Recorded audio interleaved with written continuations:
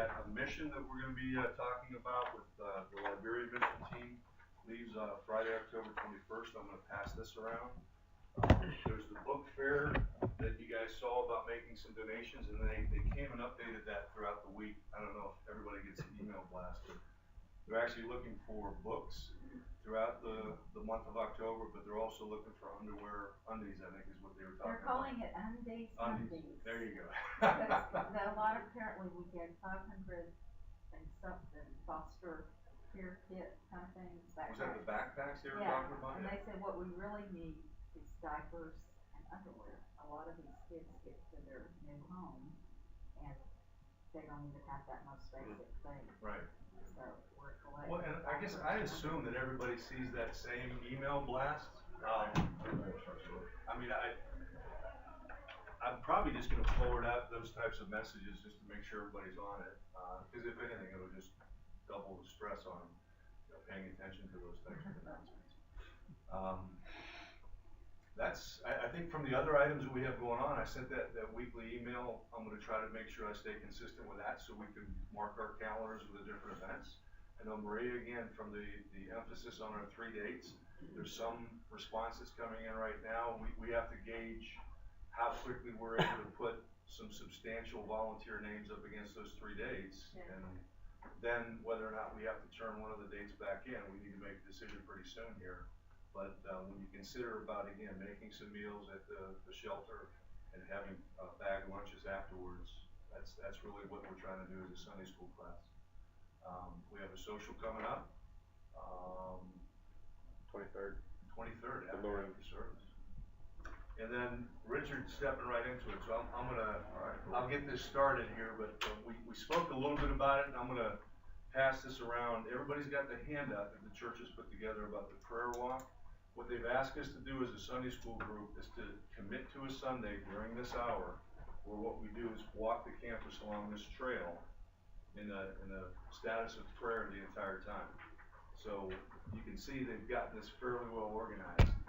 We only have a few more weekends left, so I think that's one of the things we probably just need to throw a date out there that we all agree upon, where we have the most number of people here, and then we get a chance to do this. And we come up with different types of requests that we would need to emphasize. So I would want you guys to consider that, and I'll give this to you first. For the prayer walk, if some folks maybe aren't as comfortable praying out loud, what we might do is write out some prayers in advance, hand them out to whoever wants them, and then if you're not comfortable praying spontaneously, you just want to read some sort of blessing, that'll be fine too. I mean, whatever.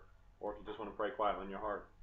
Just however God leads you, it's all good. It's kind of strange. I've had this back here from the beginning of classes, and it was a way in the early days of our Sunday school class of trying to get people to not only consider, the dire needs of prayer, but also the praise, the gratitude of prayer. So I'll just pass this around. This has been sitting in the closet for quite a while, but this was a way to try to make sure that all of our classmates were aware of this. There's a positive side of where we want to rejoice, and then there's obviously where we need help too. So that, I think, dovetails very well with what you're talking about. You have anything else, Sebastian? We pray for the Pattersons because Greg lost his aunt, so that's the reason they're out this week, and then next week they'll be out for more of a vacation type thing. So we'll continue to pray for the Parkmans. Thank you. Richard, would you like to pray us in? I'd be glad to. Heavenly Father, thank you so much, Lord, for this beautiful day, the word that you bring, not so much here, Lord, but to the coastal areas that have just gone through so much torment, Lord. And you've shown what a powerful God you are, Lord, just through your creation, even though it may seem like a terrible thing, Lord. I know that we know that you work all things for the benefit of those who believe in you, Lord. And we just pray that you will use this storm as a great blessing for those who you see fit to bless, Lord. Lord, we pray for the Pattersons, Lord, and the comfort there, and Lord, we continue to pray for the comfort of the Parkmans. Lord, we just thank you for just your many blessings, Lord. We pray for Sebastian now as he begins to continue to share your word and insight into into that learning. We pray all these things in your glory's name. Amen.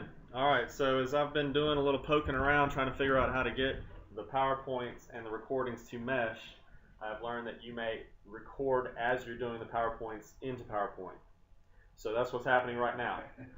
That seems to be the easiest way instead of trying to marry the two later. So I don't know that the sound quality is going to be great. I have a microphone, but for some reason my computer wouldn't recognize it. So it's recording. If you have questions, speak up so that the microphone will pick it up. We're still praying over our name. I'm leaning now towards either inspired practical conviction or truth and love. Because as I've been praying and reading over that passage, there's an awful lot in there that ties in with what we do, because that passage actually speaks an awful lot about what it means to be a Christian, and it encapsulates it pretty well. So that might be a good one. But I'm going to try to upload this to the website that I've already built on Facebook. I shouldn't say website. And we'll see how it works. I'll invite all of you guys to sign up, and then we'll go from there. All right, so we review. Last week we talked about how Ruth washed, changed, and put on her perfume at Naomi's suggestion to go and talk to Boaz. And we believe it was just talking and not more. But we recall that Ruth, put herself literally into a compromising position, because she did these things and then went and laid down in the middle of the night in the dark in a fairly secluded area.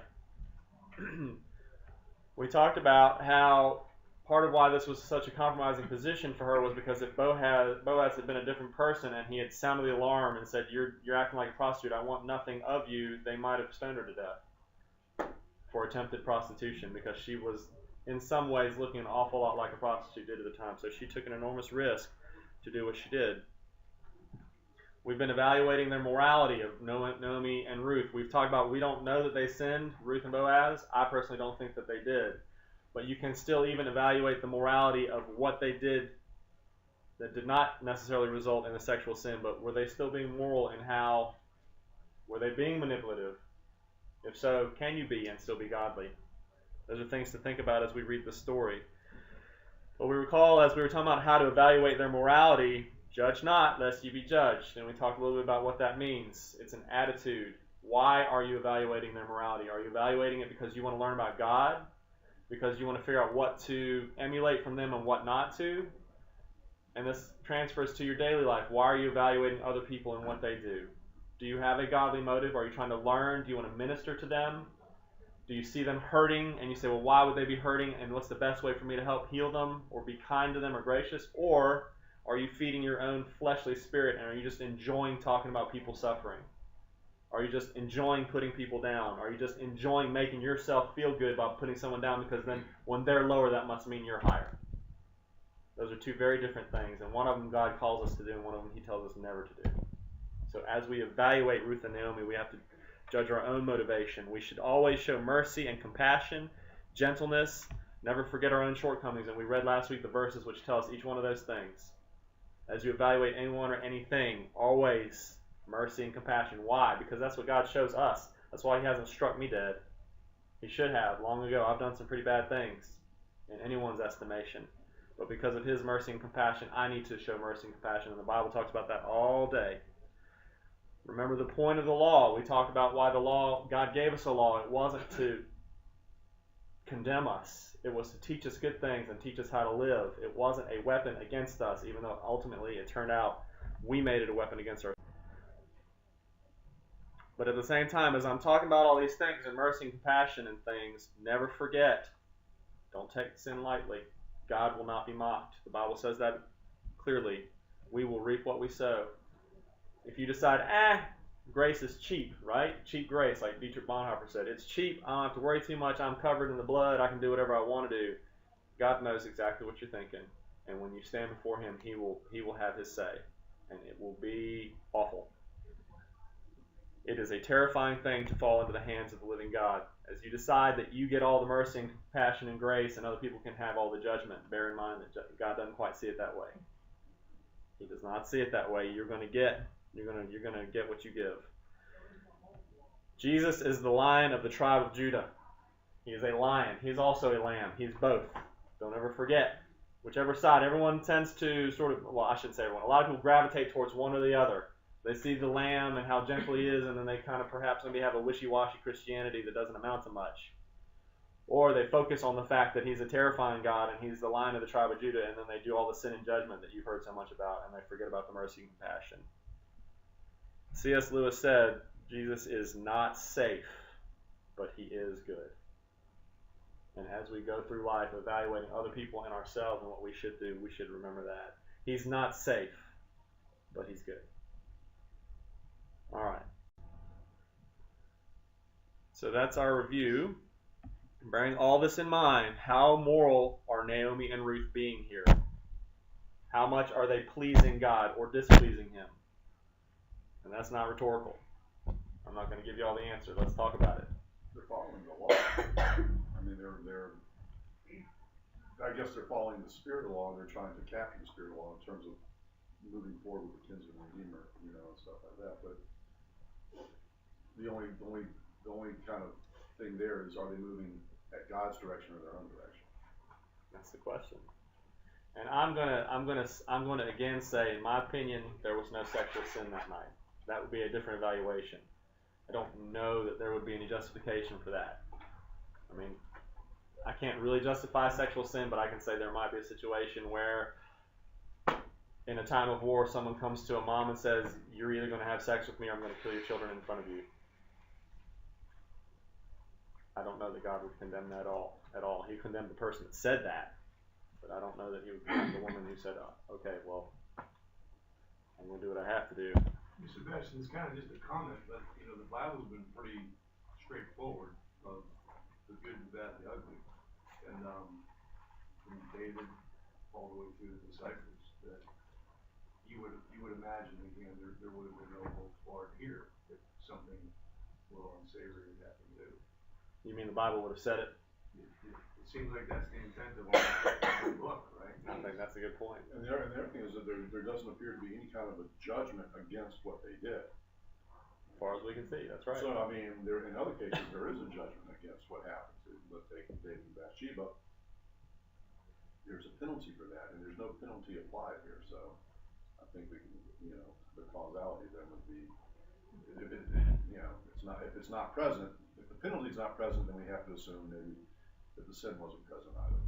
I think the Lord looks a lot more at people's position than we do. I mean, when it was actually codified into the law, going against those who were poor or oppressed or widowed or orphan brought great judgment.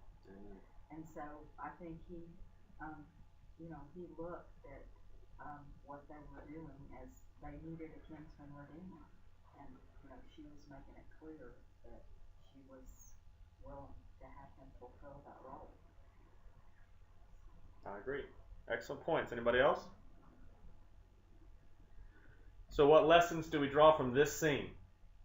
Now that we've evaluated that we don't think they actually sinned, we think that they were just Ruth and Naomi were just being very clear as to what they needed, and were willing to do what it took to get it. And the Lord helps those who help themselves. That's a good one. I do wish the Bible said that. All right. So, that's it for our review. Now we're on to verse 9. He said, being Boaz, "Who are you?" Remember, he woke up with a start, with a tremble, and groped around, leaned forward or something, and found that there was a woman at his feet. Next thing he says is, "Who are you?" And she answered, "I'm Ruth, your maid. So spread your covering over your maid, for you are a close relative." Before, when he first met her, Boaz asked the foreman, "Whose young woman is this?" He didn't say, "Who is she?" He said, "Who does she belong to?" Now he asked her directly, "Who are you?" She answers for herself. Of course, there's no one else there to answer for her. Does not identify herself as Moabitess. In fact, the book doesn't use that term anymore. It used it several times on the front end, and we don't hear it anymore from this point forward. She directly addresses him in familiar Hebrew. And by that I mean, as some of y'all who have studied other languages know, that other languages have a polite way of addressing folks just baked into the language.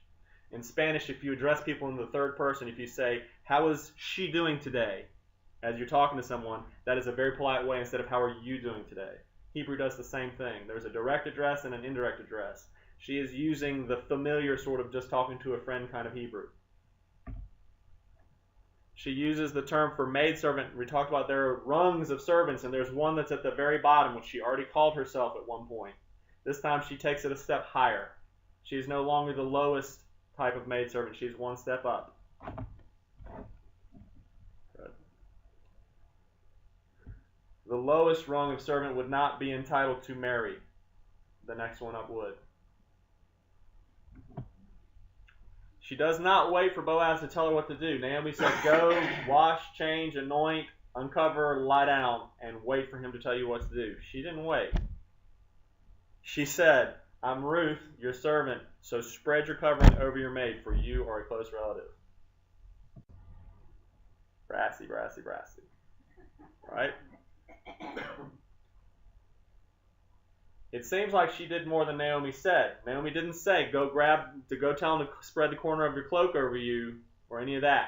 So up to this point, this very point, Ruth has followed to the letter what Naomi told her to do. Now it seems like she took a further step. Do we make anything of that? Are we being overly analytical, or is God trying to tell us something? Maybe. I think perhaps it's showing some character development. I think she's beginning to know that she's not just the bottom of the heap, and that she's going to have to do some things and take some initiative, and that's what she's doing.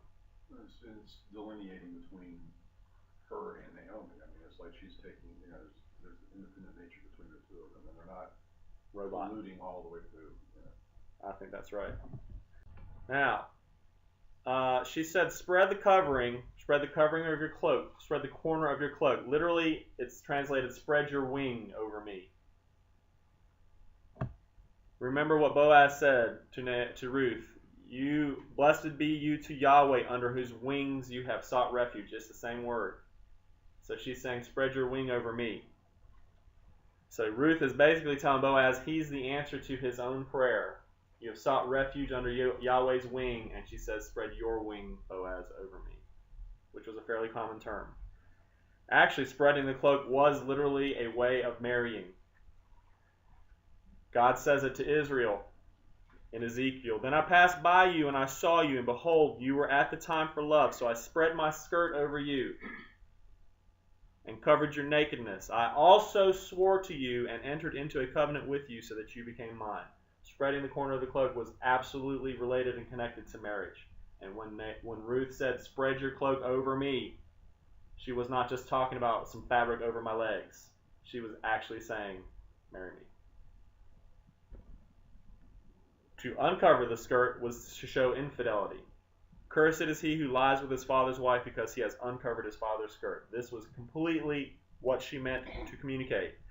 Nowadays, there are still some rural areas where Arabs still do that. They cover the woman with the corner of the cloak at the time of the marriage to symbolize she's under my protection, she's my wife. So they still even do it to this day.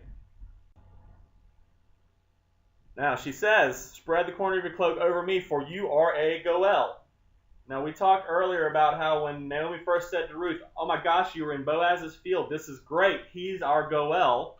We don't know whether Ruth understands what that term means. She's not an Israelite by birth.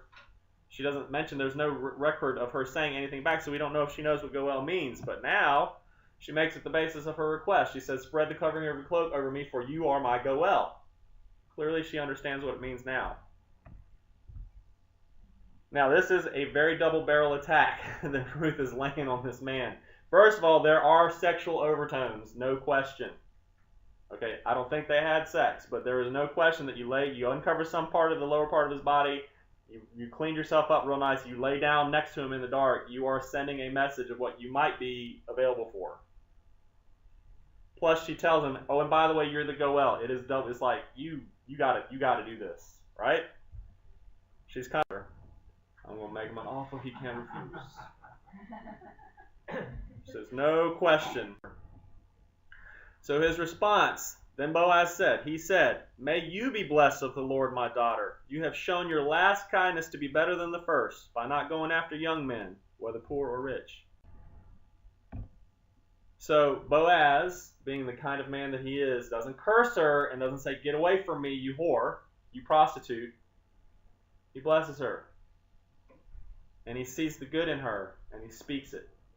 He says, "Your kindness has led you to this point."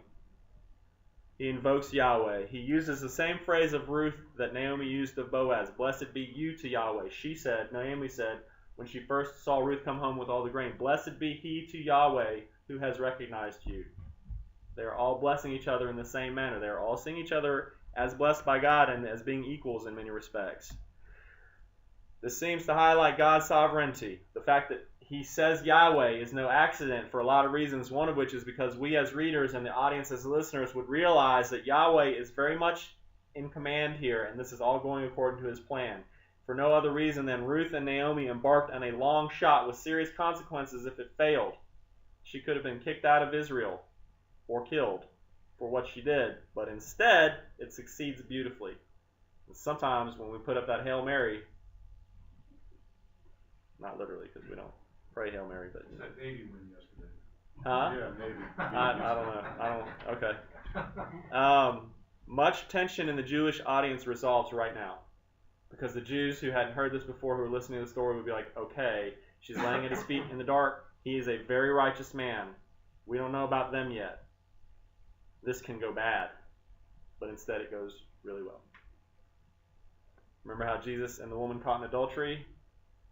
The man was nowhere to be seen. The woman is the one they dragged out to stone. So that could have been Ruth's fate. So he says, "Blessed be you to Yahweh, for this last kindness is better than the first." What is the last kindness? And by last it means most recent. Did she consider him as husband material when he was probably old enough to be her father? Going after Boaz, not one of the younger men. Exactly. Go after, he said, because you have not gone after the younger men. And go after actually has a range of meanings, including illicit sexual relations and marriage. So he's saying a lot when he says you haven't gone after them. Young men might have a meaning like eligible bachelor, maybe. That's reading into it a little bit, but he might be saying clearly, you're asking me to marry you, and you haven't gone after all the young men that you could get. However you could get them. So what's the first kindness? He said the most recent kindness is better than the first one. What's the first one he's talking about? To Naomi. That's right. Staying with her. So how is this one better than that one? How is Ruth coming and saying to Boaz, "Marry me," better than Ruth saying to Naomi, "I'll stick with you"? She'll be changing Naomi's whole future. I mean, because where she goes, it will be expected that her mother-in-law will go. Excellent. Naomi's needs will be met. Excellent. Naomi put Ruth first by seeking a house and husband for Ruth. Naomi, as far as we can see in this story, never says, "I'm going to need to take care of my needs." She says, "Is it not my job to look after you, daughter?" Ruth then invokes the Goel responsibility to provide an heir to the descendants. That's Naomi's husband before Ruth's. So Ruth is basically saying, "I choose you because you're in the line that Naomi will benefit from. This will do more for Naomi than it will for me in some regards." That's what he's talking about, perhaps.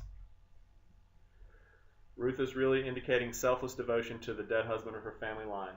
Now, why? Is it a big deal, really, for Ruth to say, "You know what, I'm going to marry into this family line and provide an heir for my mother-in-law"? Yes. She could have tried to marry someone else and not have to deal with the family line issue at all, which really complicates matters for her. Remember what we talked about? A lot of the law said the brother shall marry the brother's wife. He shall raise up the brother's heir and shall provide for him and shall provide a family line for him. And basically the man will then have to split up his inheritance amongst more children and take care of a child that's only sort of kind of half his. And men would know that seeing Ruth. They would understand seeing Naomi that if I marry this woman, the first child won't actually be mine. It'll go to a different family line. She was also a Moabitess who was widowed and who didn't have a child, and they would suspect that perhaps she was barren. In other words, she's pretty complicated as it is without having to add to it the family line issue. So for her to go to Boaz was really a very big kindness to Naomi. Widow, barren, possibly foreign and destitute. Some suggest, reading into all this, that Ruth may have actually received marriage offers from other young men and turned them down to go to Boaz instead. We don't know that. That's speculation, but that's what some folks say. Theology question. Is Ruth entitled to greater reward because this second hesed is greater than the first? Is God going to see that and say, the first one was good, the second one was better, I'm going to reward you even more? I think it kind of shows her obedience. I mean, so, in essence, it might be a greater sign of that obedience for the second. I thought the first one was pretty impressive. Yeah. In my opinion, if God hadn't said it, I would have thought the first one was bigger than the second, because she does stand to benefit from marrying Boaz herself. And perhaps then you're just saying Boaz is just a figure of speech. He's just caught up in emotion. Oh, this is even better than the first one. In reality, maybe not. But let's assume for the sake of this question that the second was greater than the first. Is she entitled to greater reward from God? I don't think any of us are entitled to anything from God for what we've done. But even though we're promised a reward based on our actions. So you can. That's a good question. I said yes, but I can see the answer being that. I think the word there is entitled. That's where Okay. Yeah, I mean, we're not entitled to anything. Excellent. Did Ruth go beyond the call of duty? Yes. I think so. What does going beyond the call of duty look like for a Christian today? What are our duties, and how do we exceed them? Going to Baton Rouge and hanging drywall. Going to the kitchen, going to going to the Liberia, kitchen, yeah, and feeding the homeless. Yeah. taking care of the widows and the orphans. Exactly. How about the Good Samaritan, who then is our neighbor? Because the law said, love your neighbor as yourself. Well, who's that? Jesus said, even if they're completely different and you don't like them, or they don't like you. But then that begs the question, isn't that our duty? Is it possible to go beyond the call of duty for a Christian? Is it possible to go beyond the call? Probably not, because, as Christians we are to try to exemplify the life of Christ, live the life of Christ, and nobody can go beyond what Christ did. So, I don't know if it's possible to go above and beyond. I don't know that it is. So what should Ruth's attitude be in this situation now that she's perhaps gone beyond the call of duty? Has already struck upon it. So you too, when you do all the things which are commanded you, say, we are unworthy slaves. We have done only that which we ought to have done. I'm not sure there is a beyond the call of duty in God's eyes, but I'm sure there is I know whether you've given your whole heart to this or not. And when you have, and I reward you, don't take it for granted and don't think you deserved it. Verse 11, now my daughter, do not fear. I will do for you whatever you ask, for all my people in the city know that you are a woman of excellence. When he says now, it's literally so then, because of. In other words, your last kindness is greater than the first. Because of this, do not fear, I will do everything that you ask. So here's this causal connection between those statements. Why does he tell her, do not fear? What does she have to fear right now, at this point? She's in a compromised position. Rejection, compromised position. Do not fear can be a formulaic response that shows up a fair amount of time in the Bible, and sometimes you don't know why it would be there, other than that must be just what they say. But I think he's being literal. Don't be afraid that I'm going to reject you. Don't be afraid that I'm going to turn you in. Don't be afraid that you will have no provider, no protector. It says, all the people of my city know that you are a woman of virtue. Literally, it's all the gate of my people, which is a kind of unusual term. It doesn't show up very often in the Bible. It's unclear precisely what it means. One of the books I was reading says a gate was typically a short passageway through the thick city wall, which provided the town an entrance and an exit. A series of small alcoves lined the passage, and the whole gate area served as both bazaar and courthouse. There the ancients gathered to buy and sell, to settle legal matters, and to gossip. So whatever he means, He goes there the next chapter to settle the matter. He goes to the gate and summons the elders, and they sit down and they talk about what are we going to do with these widows, and they resolve it there legally and formally in front of the whole community. Generally just means everyone that matters in the place where everything matters. In other words, this is the folks, when they get together to talk about law and business and what's going on in our world and all that kind of stuff, those folks, when they talk about you, Ruth, say that you are a woman of virtue, an excellent woman. It's quite a compliment.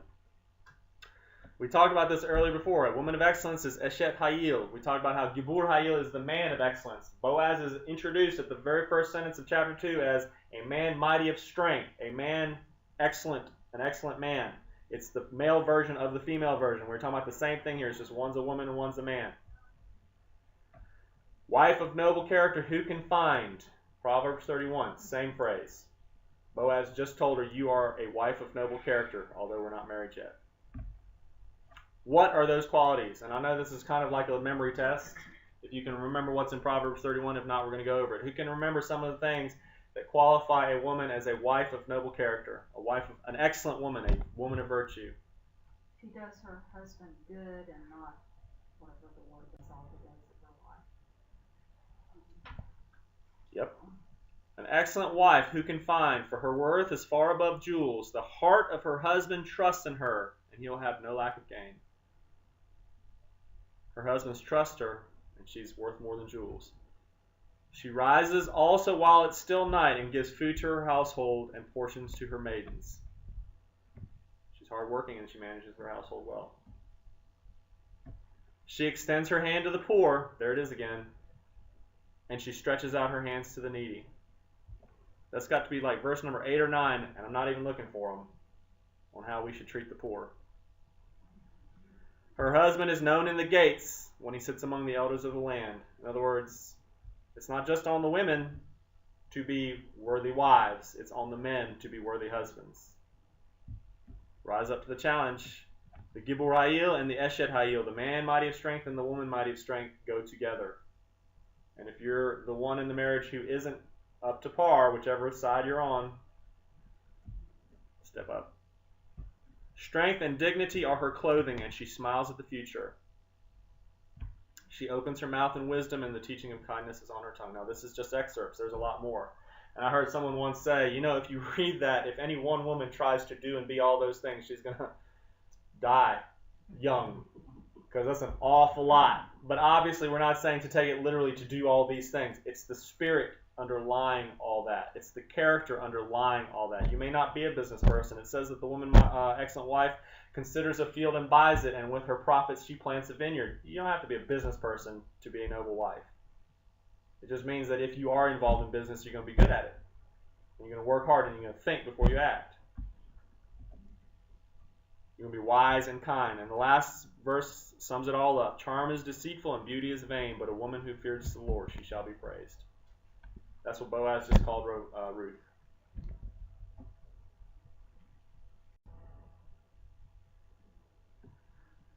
So the Eshet Hayil, the woman of virtue, is trustworthy, industrious, shrewd, generous, caring, self-sacrificial, good social standing.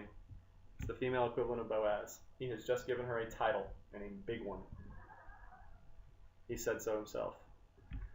Some say in some Bibles Ruth comes right after Proverbs, specifically because Proverbs 31 kind of ends the thing talking about an amazing woman of God and how she is for her husband. And next comes the book of Ruth as a living example. Yes? I got asked to speak at a Mother's Day luncheon in 2009, and I chopped all this up and wrote about my mom. Excellent. As each of those scriptures applied to her. The one I was thinking of isn't on there, but it says,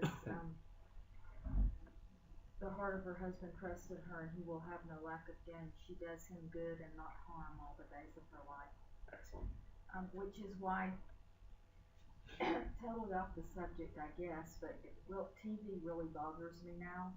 We watch a lot of Andy Griffith and stuff like that, because the guy always comes off as the idiot. Correct.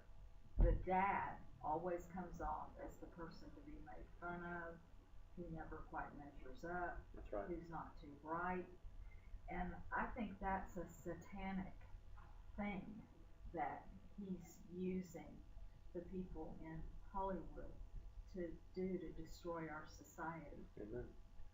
You know, and I'll gripe about that very thing sometimes. And my wife initially said, "You're just being too sensitive."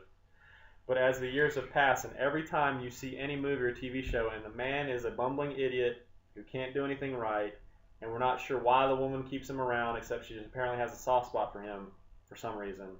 Every now and then he does something kind of in his bumblingness that's charming. All I can say is that the pendulum has swung. It used to be that the women would be attacked and thought less of and demeaned just without even thinking about it. And now that was not right. Now it's going the other way, and that is not right. That's not how God wants us to be. Speaking the truth in love. Right? If someone needs some help in something, that's fine, but are you speaking in love, or are you just enjoying busting on somebody? Thank you for that. Now, everything's going great. She says, "Put the cloak over me." And he says, "You're a woman mighty of virtue." But hold on. But wait, there's more. But wait, because he continues speaking Boaz. "Now it is true I'm a close relative. However, there is a relative closer than I." Oh, crud. Okay. Ruth knew that already or not. Literally translated, "I am indeed your Goel, but there is a Goel nearer than I." The Hebrew grammar is assertive. In other words, he's saying things factually to the point of redundancy. In other words, yes, I am really, really your Goel, but there is truly, truly a Goel nearer than I. It's kind of the idea. It's a lot. Best guess we have for that is because he was overwhelmed with emotion and situation.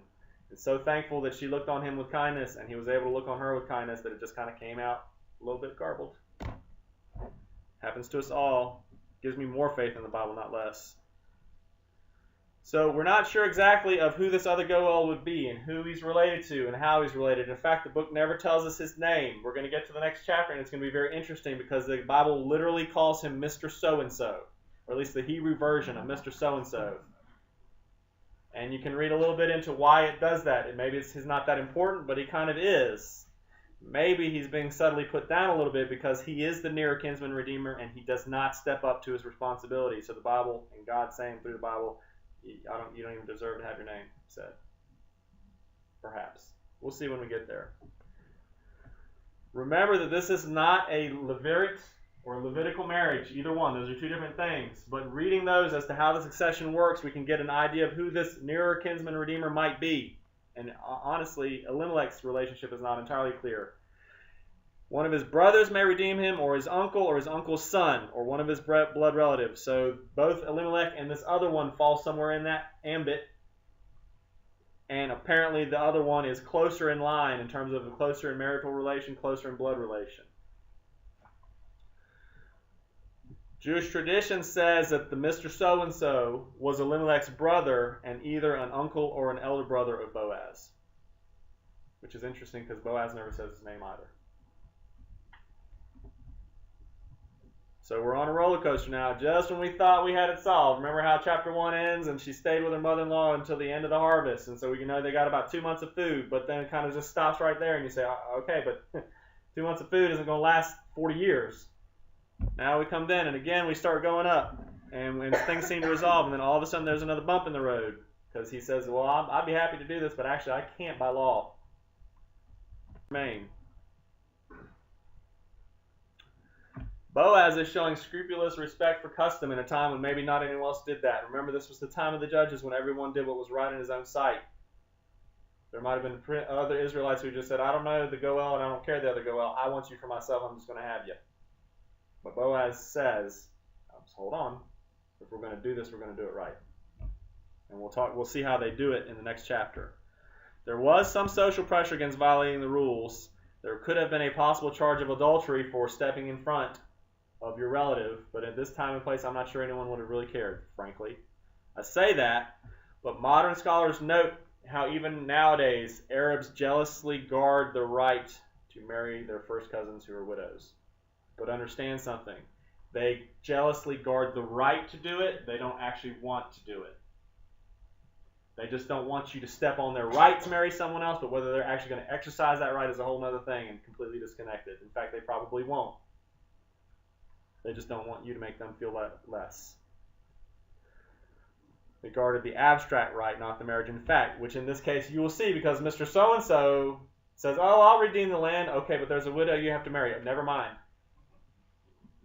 So he had his ego satisfied by being come to first, but he really had no intention of marrying the woman. But if Boaz hadn't done it, who knows how he would have reacted. Which says a lot about us. They may get angry if you violate the right, but they have no actual intention of doing it. Why did Naomi send Ruth to Boaz instead of to the nearer clansman? She had to have known.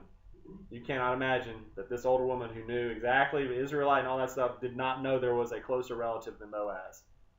There's no way. Why did she send Ruth to Boaz instead? Well, because if she sent Ruth to the other kinsman and he accepted it, it was over with. And then she's like, well, it's possible that Boaz, let the men do the negotiating, not, you know. Could be. Yeah. Because then, and also then, I mean, Ruth would have had to have been rejected. And that would have been, I mean, but I also think Naomi saw Boaz as the better fit. That's it. I think the kindness of Boaz that he showed to Ruth when she first showed up on the scene told so much about him and what he would be like as a husband. And Naomi said, that's what I want for you. Should I not find you a home and security?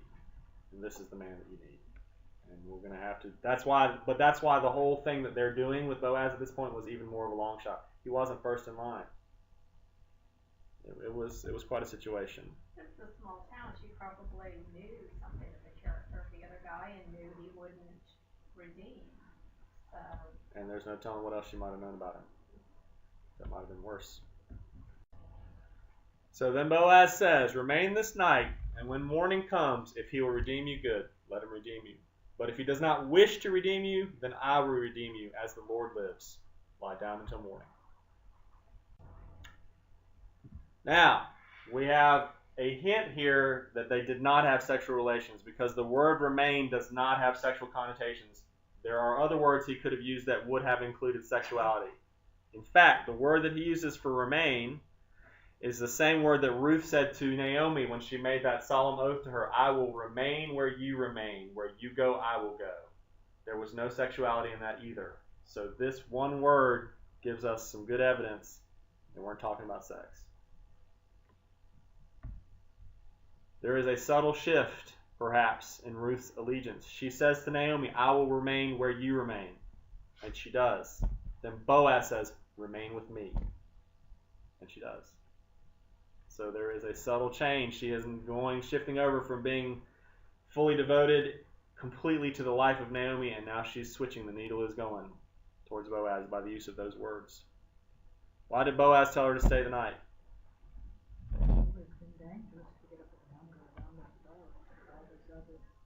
It might have been dangerous to get up and wander. Although she did that to get there. But there is a physical safety issue. There is a reputational problem. They needed to pick the right time for her to leave, because if they had been discovered, even though we know they didn't do anything, or we firmly believe that, it could look like this young Moabitess woman taking advantage of an old man in the middle of the night. It could look like just two folks who are off doing things they shouldn't be doing, the both of them. It could be they're trying to get around the other Goel's claim. If they kind of get together and get things going, maybe the momentum will be with them and they don't have to worry about the fact that there is a legal claim prior to Boaz's. They could look, both of them, very manipulative. Ruth could be sent back to Moab. The other Goel could demand more concessions in the deal that they're going to make in a little bit. He could say, well, you stepped on my rights to get here. It's going to take a little bit more to seal this deal. That's probably the least of their concerns, but it is still a concern. 4 times Boaz mentions redemption in that sentence. And by the way, before he gets to redemption, he says, if he does not delight to redeem you, is actually what it says. It doesn't say if he will redeem you, fine. It says if he doesn't delight to redeem you. But never mentions marriage. He just talks about redemption. Why? Because there doesn't seem to be any legal obligation to marry here. The ladies appear to be depending entirely on Boaz's sense of moral obligation. Remember, Redeeming by marriage was a very strictly limited obligation under the law. And we're not sure that that's entirely at play here. Maybe, maybe not. The lives of genuinely good people are not governed by laws, but character and a moral sense of right and wrong. And that's what we're seeing at play here. You get beyond the law. You don't forget the law, you don't ignore it, and you don't disrespect it, but you remember the point to it. It's much deeper and more profound than following a bunch of rules. And maybe Ruth was hot. That was for Karen, who's not here, so. So he swears, by the life of the Lord, I myself will redeem you. Very emphatic. He swears before God he will do it. Now you kind of run into a little bit of a question here, because what did Jesus say? Do not swear. Do not swear, neither by God nor by the throne. Yeah, let your yes be yes and your no be no. Nobody's perfect. But I think, again, it's not so much that Jesus is going against a formula. What Jesus is saying is just be a man of your word, be a woman of your word. Well, and it might just be don't do it in not in vain, but just in a very formulaic, a very off manner. You know, it's like, you know, we'll never say, you know, GD just because of that. I mean, you know, it's just because you're taking the Lord's name in vain. It's just it's kind of the same. For no good purpose. It's for no good purpose. It's just, yeah, exactly. But here it's basically saying, oh no, yeah, mean it. I really mean it. I Yep. really mean it. Some people interpret them as being formally engaged right now. I find that hard because there is still the other go-well to deal with. But some people say when she said, spread your cloak over me, and apparently he does, and says, by God's will, I will marry you, that they're now engaged. I think they're glossing over a very important step, which would make all of chapter 4 kind of irrelevant, basically. So she lay at his feet until morning and rose before one could recognize another. And he said, let it not be known that the woman came to the threshing floor. Some unusual phrases here we're going to talk about a little bit. It's still dark. She arose before one could recognize another. In other words, before you could see clearly as to who was who. So they're still cloaked in darkness. In Jewish custom, daybreak is defined as when you can see a white thread and a black thread next to each other and tell them apart. That's when it's daybreak. So she arose before them. And I mean, to a certain extent, I got to really appreciate and respect Jewish legalism. They have got rules for everything. They have rules for when it's night. Well, when's it night? When 3 stars can be counted in the sky. Well, when's it daybreak? When you can look at 2 threads and tell the difference. Boy, they had it laid out. You didn't really have to have too many questions. I mean, you had it all answered right there. Of course, we also saw what that led to. What's the irony about Ruth leaving while she was still unrecognizable? She had initially identified herself to Boaz and said, thank you for recognizing me, and I am one who is not recognized. And you would think there's a little bit of pain and hurt in that, like no one even knows who I am. And now she's saying, no one even knows who I am. That's good. That's what we need. So it's a little ironic. Before she said sad about it, now she's probably glad about it. Now, interesting, because what Boaz says, let it not be known that the woman came to the threshing floor. Who is he talking to? Yes. Said can have the connotation of, and Boaz said to himself, don't let anyone know she was here. You know, mental note, don't let anyone know she was here. That's the best answer we have for that.